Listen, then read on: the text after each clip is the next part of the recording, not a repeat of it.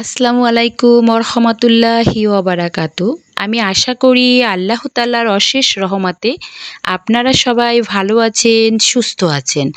আজ আমি আপনাদের সাথে আলোচনা করব অত্যন্ত ফজিলতপূর্ণ একটি আমল নিয়ে। যাদের সন্তান হয় না তারা আল্লাহর উপর ভরসা ও বিশ্বাস রেখে এই আমলটি করুন। অবশ্যই এই আমলের উছিলায় আল্লাহ আপনাকে সন্তান দিবেন। তবে একথা সত্য, আল্লাহ যাকে ইচ্ছা সন্তান দেন, যাকে ইচ্ছা নিঃসন্তান করে রাখেন। যাকে ইচ্ছা ছেলে দেন, যাকে ইচ্ছা মেয়ে দেন, যাকে ইচ্ছা ছেলে মেয়ে উভয়ই দান করেন। এই জন্য কোনো রোগ বা দুর্বলতা সমস্যা হয়ে দাঁড়াতে পারে না। আল্লাহ তাআলা যাকে সন্তান দান করবেন না তাকে খুব তুচ্ছ কারণেও সন্তান দান করবে না। তাই আমরা আল্লাহর কাছে বেশি বেশি দোয়া ইস্তেগফার পাঠ করতে থাকব। এই জন্য স্বামী স্ত্রী দুজনে ৫ ওয়াক্ত নামাজ পড়তে হবে এবং আল্লাহর উপর বিশ্বাস ও ভরসা রেখে এই আমল করতে হবে। এই আমল স্ত্রী লোক করলেও হবে। আমলগুলো হলো: ১.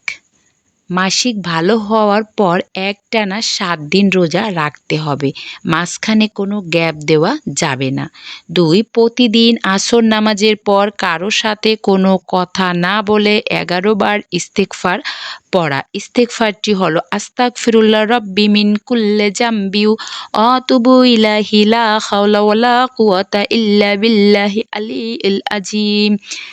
৩. ১১ বার দুরূদ শরীফ পড়তে হবে। দুরূদে ইব্রাহিম হলে ভালো হয়, অন্য দুরূদ শরীফ হলেও হবে। ৪. ১০০০ বার ইয়া মুসাউবিরু ইয়া মুসাউবিরু। এরপর যে কোনো দুরূদ শরীফ পড়ে পানি ফু দিয়ে সেই পানি দিয়ে ইফতার করবে এবং ইফতারের আগে আল্লাহর কাছে নেক সন্তানের জন্য দোয়া করবে। ইফতারের পর আবারও ১১ বার দুরূদ পড়বে। এরপর মাগরিবের নামাজ পড়ে ৩ বার দুরূদ শরীফ পড়ে ৪১ বার রব্বি হাবলি মিনাস সালিহিন রব্বি হাবলি মিনাস সালিহিন পড়বেন। বিশ্বাস করুন আপনার নেক আশা পূরণ হবে। শুধু আল্লাহর প্রতি বিশ্বাস আর ভরসা রাখুন এবং এই আমলগুলো মন দিয়ে করতে থাকুন। দেখবেন আশ্চর্যজনকভাবে আপনার দোয়া কবুল হয়ে গেছে। আপনি কল্পনাও করতে পারবেন না কিভাবে কি হয়ে গেল। বিশ্বাস করুন ১০০% প্রমাণিত। সবাই ভালো থাকবেন।